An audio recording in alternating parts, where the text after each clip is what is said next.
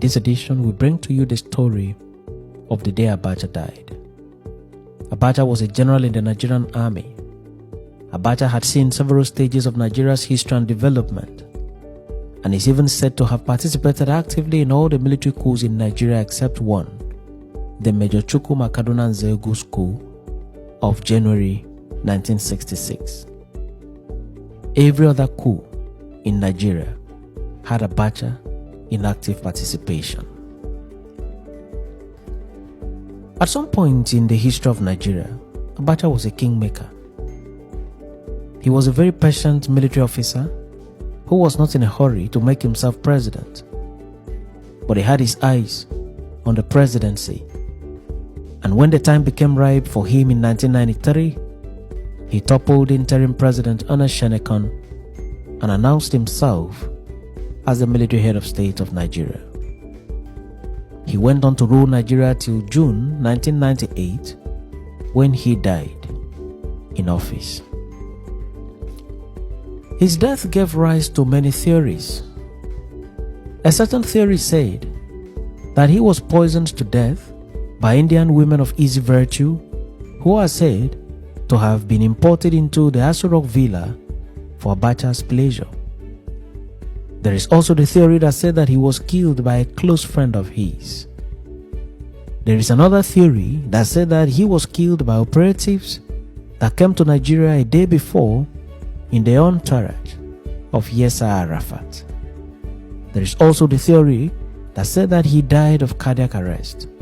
Another theory said he died of natural causes. Whatever the truth may be, what is indisputable is the fact that General Sani Abacha died in the wee hours of 9th June 1998.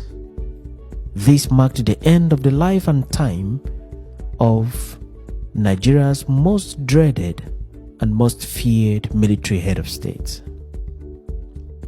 Perhaps the version of the story, as told by Major Al-Mustafa, Abacha's chief security officer, might be the most reliable version of the story of Abacha's death. In an interview granted to Chuks Okocha of the This Day newspaper with the title How Abacha Died, Al-Mustafa's version is, unquote, as follows. The sudden collapse of the health system of Abacha started on June 7, 1998 at the Abuja International Airport, immediately after one of the security personnel who accompanied Yasser Arafat of Palestine shook hands with him, unquote. Al-Mustafa added, shortly after the handshake, I noticed the change in the countenance of Abacha, and I immediately informed the ADC, Lieutenant Colonel Abdullah, who advised that we keep a close watch on him. Later in the evening, his doctor came around and administered injection on him. He was then advised to have a short rest, unquote. He stated further, I left the villa and went back home to rest. At about 5 a.m., the security guards ran to my quarters to inform me that Abacha was very unstable. I ran to the guest house of the head of state. When I got to his bedside, he was already gasping for breath. I immediately called Abacha's personal physician, Dr. Wali, who arrived at the villa in 8 minutes and gave Oga 2 doses of injection, one at the heart and another on the neck. This did not work. The head of state at this time had turned very cold. The doctor then told me that the head of state was dead, unquote. Al-Mustafa added further, the story that my boss died on women is not true. It is a great lie. The story that my boss ate poisoned apple is also not true, unquote. Telephone calls were then made to several VIPs in the military at the time, including the army chiefs and former military heads of state, on what should be the next line of action for the country. An emergency meeting was convened at daybreak and deliberations were made on who becomes the next head of state and to discuss the modalities for the burial of Abacha. In the end, General Abdul Salami Abubakar was selected as the new head of state of Nigeria.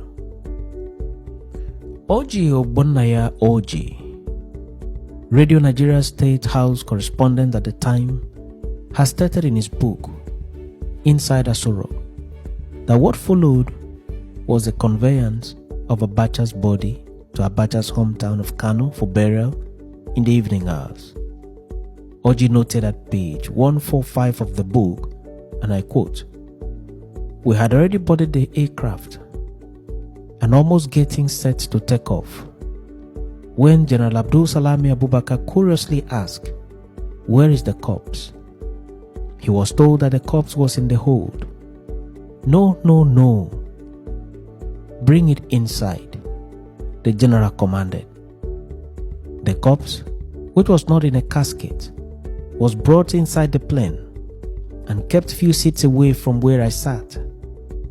As the journey progressed, whenever there was turbulence, the body would shake, exposing the legs, which were partially covered. I sat in the aircraft speechless. My reflections were on life, death, power, influence, and the vanity of human desires." End of quote. The presidential jet touched down in Kano, and the remains of the head of state was conveyed in a motorcade to the Kano Central Mosque and then to his family compound, and the body was laid in the Abacha family mosque and then committed to Mother Earth in accordance with Islamic rites. The burial ended at about 10:05 p.m. His death and burial brought to an end an era in the post-colonial history of Nigeria. For some, Abacha was a good man. For others, he was a brutal dictator. Abacha was survived by a wife, Mariam, and 8 children. Thanks for watching this episode of Back in History, and do remember to subscribe to the channel and share the video with friends and loved ones.